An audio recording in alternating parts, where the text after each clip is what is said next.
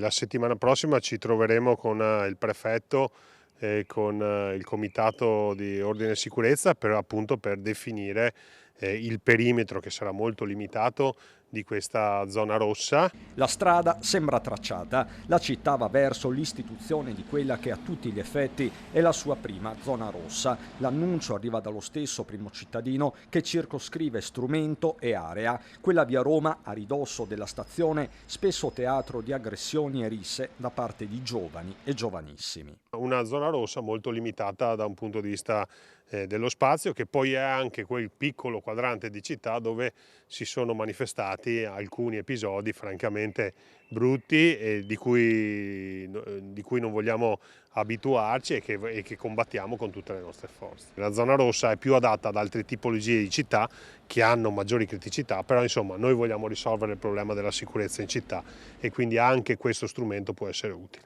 In attesa del suggello della prefettura, la sicurezza urbana passa anche attraverso le panchine. Proprio in via Roma, dopo i lavori di riqualificazione, non sono state più riposizionate. Inevitabile tornare alla fine degli anni 90, quando lo sceriffo Giancarlo Gentilini le tolse con una mossa shock. Conte riaggiorna la linea. Magari essere paragonati a Gentilini perché è stato un modello di sindaco. In realtà la notizia non è che Conte toglie le panchine, è che Conte aumenta le panchine ma chiede che vengano utilizzate nel modo corretto. Le aumenta e le sposta.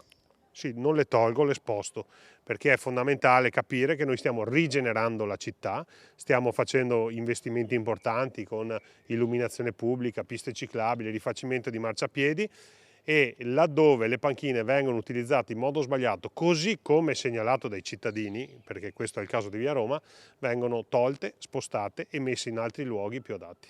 Intanto, con lo stesso spirito, Casugana studia una stretta sul consumo di alcol in vie e piazze.